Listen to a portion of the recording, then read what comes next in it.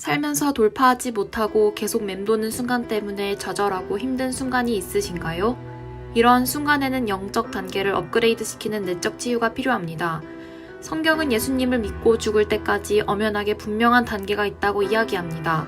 성경은 인생이 6단계로 나뉘어진다 라고 말하고 있습니다. 1단계는 하나님의 기초돌 놓기 단계입니다.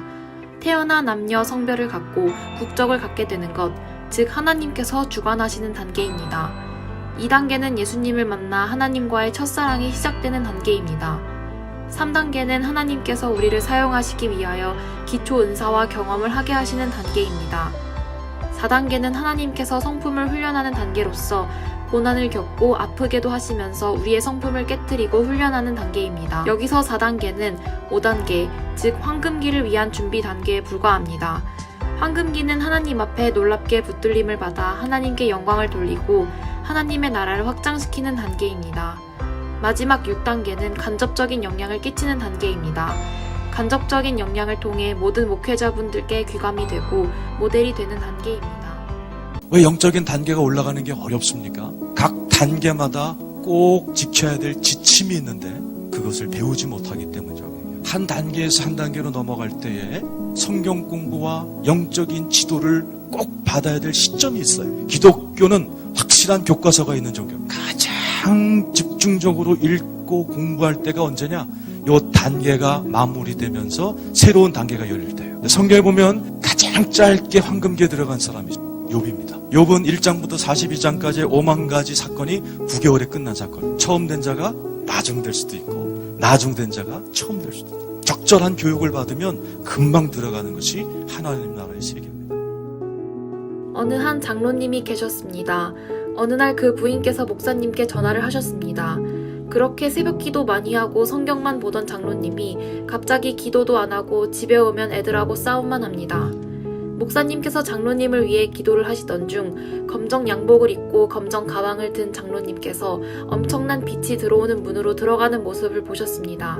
이후 하나님께서 베드로전서 2장 9절 말씀에 나오는 베드로의 3단계를 보여주셨습니다. 이는 너희를 어두운 데서 불러내어 그의 기이한 빛에 들어가게 하신 자의 아름다운 덕을 선포하게 하려 하심이라. 이 말씀을 통해 신앙의 3단계를 살펴볼 수 있습니다. 첫 번째, 어두운 곳에서 우리를 불러내십니다. 누구든지 예수님을 믿으면 어두운 기간을 거치게 되는데 하나님께서는 거기에 항상 우리를 머물게 하시지 않고 다음 단계로 넘어가게 하십니다.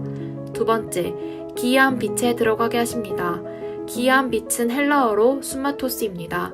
여기에는 2가지 뜻이 있습니다. 첫 번째 뜻은 자기 능력보다 뛰어난 이라는 뜻입니다. 우리는 자기 능력보다 못한 능력을 가지고 어두운 기간을 지냅니다.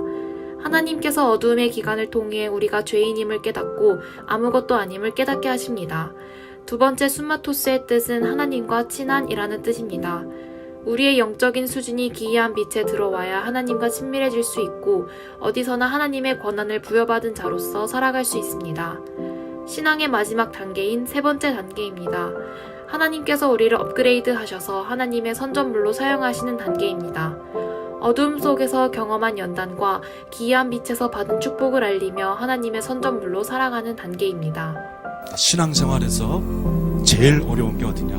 어두움에서 빛으로 간다. 하나님은 우리를 어두움에서 빛으로 승진시키기를 원하세요. 영적으로 업그레이드를 하기 원하십니다. 그런데 이걸 싫어하는 세력이 있어요. 사단의 세력.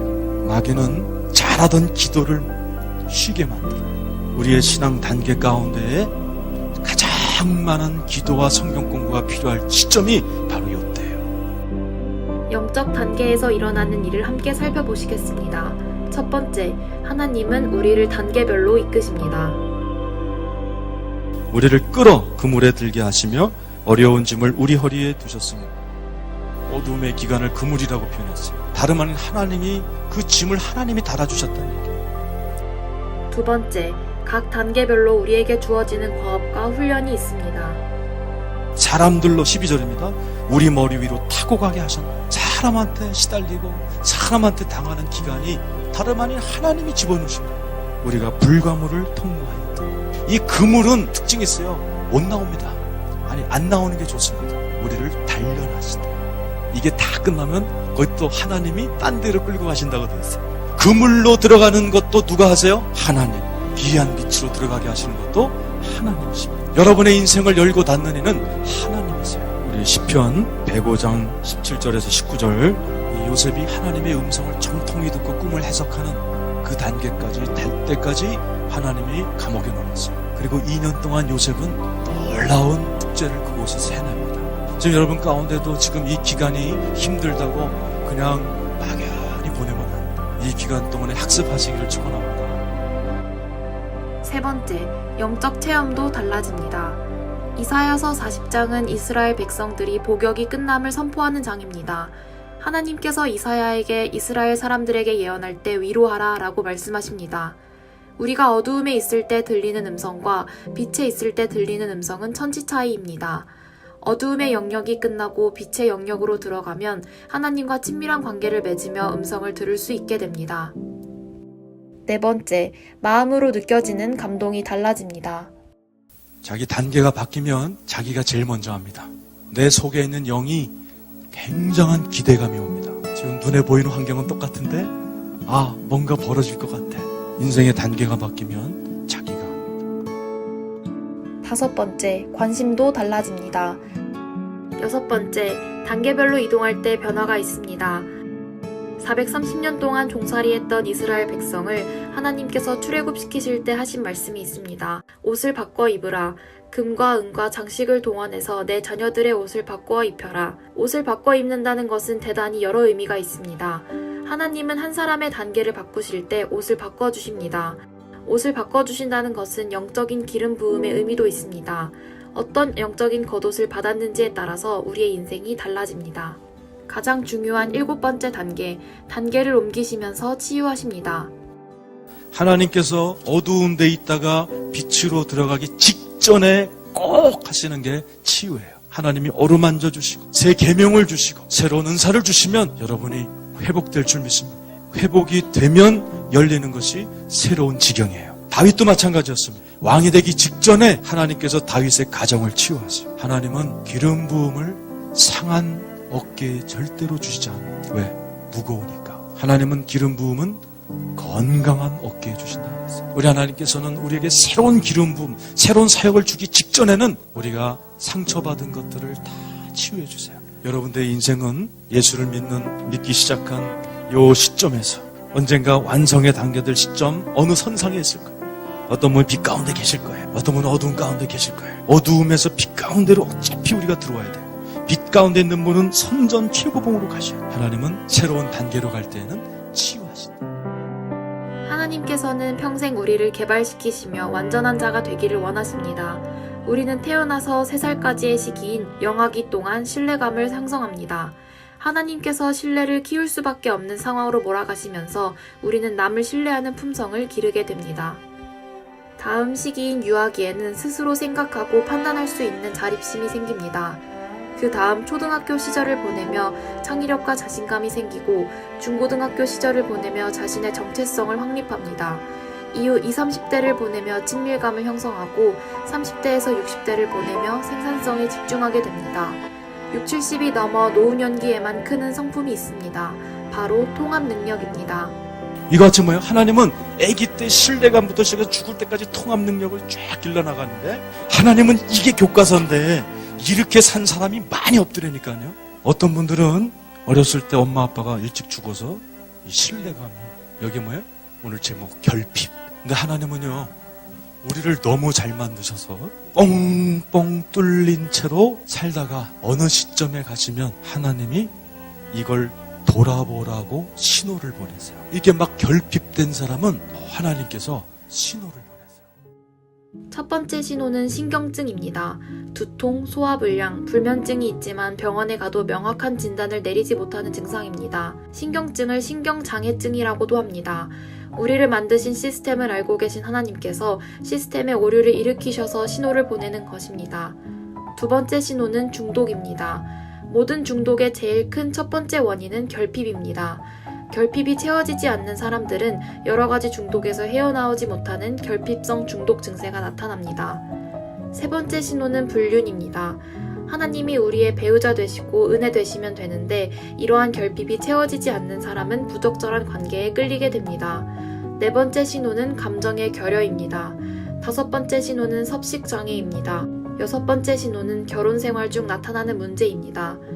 결혼은 본인 2명, 양가 부모님, 그리고 내면의 나를 포함해서 총 8명이 하는 것입니다. 그렇기 때문에 내면의 나를 치유하지 않으면 복잡한 문제를 동반하게 됩니다. 마지막 7번째 신호는 이상한 행동입니다.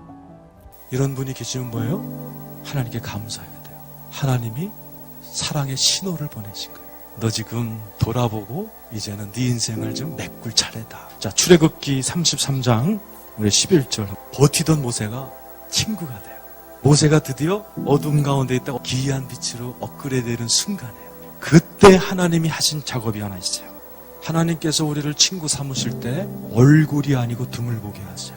이 등이라는 히브리 말이 아주 중요하다. 아홀이야. 아홀이란 말은 육체적으로는 등이에요. 영적으로는 인생에 지나온 자국이에요. 지나간 흔적. 지금 하나님이 친구하자 그랬을 때 모세는 얼굴 보여달라. 뭐예요? 얼굴은 앞을 향합니다. 전진하겠다 그럴 때 주님 뭐라 아니야. 등 볼 때다 그래요. 너의 지나온 흔적을 지금 나랑 같이 봐야 친구가 된다는 뜻이에요. 3가지 방법을 통해 우리는 등을 볼 수 있습니다. 첫째, 잠시 멈춰서 뒤를 돌아보는 것입니다. 앨범 가운데 슬프고 속상한 사진을 기도하며 인생의 지나온 흔적을 돌아보는 것입니다. 둘째, 머릿속에 있는 사진을 치유하는 것입니다. 지나온 기억 중 슬픈 기억이 있다면 지우고 내면의 아이를 치유해야 합니다. 셋째, 하나님 아버지께 부탁하는 것입니다. 네, 저도 고등학교 때부터 신경증이 나타났어요. 4년 동안 신경정신병원을 다녔어요. 그걸 다 치유받고 목사가 되고 내적 치유 세미나 다녔는데도 내 마음에 뭔가 이렇게 좀 2% 모자란 느낌이 있었어요. 그때 하나님 뭡니까 할 때 하나님이 결핍의 치유를 가르치셨어요. 너 나와 같이 등을 봐라. 전진할 때가 아니고 뒤 좀 돌아보라. 어느 앨범을 보는 순간에 슬픈 거예요. 제가 국민학교 때 수성으로 졸업을 했어요. 졸업식 날 제가 상을 대표로 받기로 돼 있었는데 그 전날 밤 9시에 담임 목사님이 찾아왔어요. 담임 선생님 양해를 해주시고 내일 건호가 받을 상을 육성회장 아들이 좀 받게 해달라는 거예요. 얼마나 섭섭해. 그리고 그 다음날 졸업식장이 됐습니다. 내가 받을 상을 저놈이 받고 앉아있지. 우리 아버지는 오지도 않았지. 또 내 옷이 얼마나 초라한지 너무너무 속이 상해. 그때 내가 하나님께 이 기도를 드렸어요. 그 사진을 딱 뽑아들고 국민학생인 건호 나에게 얘기를 걸었어요. 건호야, 너 그래도 잘 견뎠다. 또 정신병원도 다녔지만은 잘 극복했어. 쓰다듬어줬어. 내가 너 늙어 죽을 때까지 겨울마다 제일 좋은 사회 입혀주고 제일 따뜻한 옷 입혀주고 내가 막 나한테 맹세를 해줬어. 그리고서 그걸 기도로 바꿨어요. 하나님, 내가 지금 타임머신 타고 어렸을 때 갈 수도 없어요. 또 옷 사줄 아버지 어머니 다 죽었어요. 그러나 하나님 아버지 어머니는 살아계신 줄 믿습니다. 어떤 방법을 쓰시건 하나님께서 이 문제를 치료해 주십시오. 저는 내적 치유 여러 기법 같은 걸 해보는데 가장 빠른 응답이 이 기도예요. 내가 어린이가 돼서 기도하는 거예요. 3일 만에 역사하셨어요. 하나님께서는 여러분을 기이한 빛으로 부르시고 계십니다. 이때 하나님께서는 우리의 지나온 흔적을 함께 보길 원하십니다. 우리의 결핍은 얼마든지 하나님께서 채워주실 수 있습니다. 하나님께서는 믿음대로 기도하면 역사를 보여주십니다.